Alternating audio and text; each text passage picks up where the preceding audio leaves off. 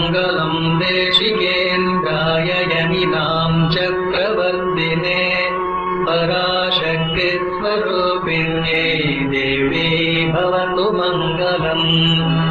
सत्यसन्धस्य भक्तस्य क्षुधीरामस्य सूनवे गदाधराय मेदिन्यामवतीर्णाय मङ्गलम्।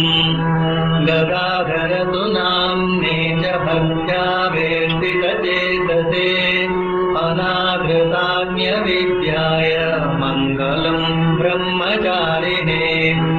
अवकारणदक्षाया सन्निधो दक्षिणेश्वरे अपूर्वकालिका पूजा निरतायास्तु मङ्गलम्। मथुरानाथ विश्वासदेवा निर्वृतचेतसे तपश्चरणशीलाय योगीशायास्तु मङ्गलम्। तारकौर्याजसन्दिष्टधर्माम्नाय सुवर्त्मने सर्वतन्त्रस्वतन्त्राय नित्यसिद्धाय मङ्गलम्। तपसि ब्रह्मचर्ये गया स्वस्यतधर्मिणी तस्या श्रीशारदा देव्या भद्रे भवतु मङ्गलम्।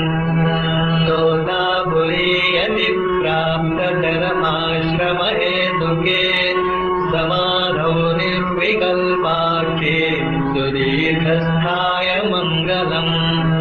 हिताय मातुरादेशात् जगदुद्धारकारणात् पूर्णाहन्ता स्थितौ भावमुखे भवतु मङ्गलम्।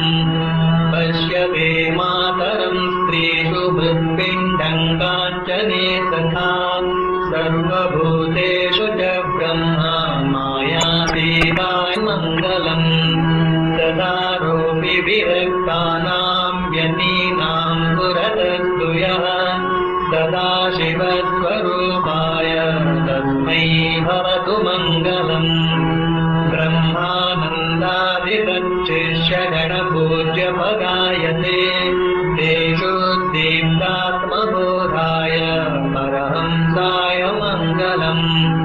गर्जद्वेदान्तसिंहेन विवेकानन्दरूपिणा अपात्तनिद्राभूर्येण कारितातस्य मङ्गलम्। संसारसागरोत्तारसेतुभूताङ्घ्रिरेणवे गुरवे सर्वलोकानां रामकृष्णाय मङ्गलम्।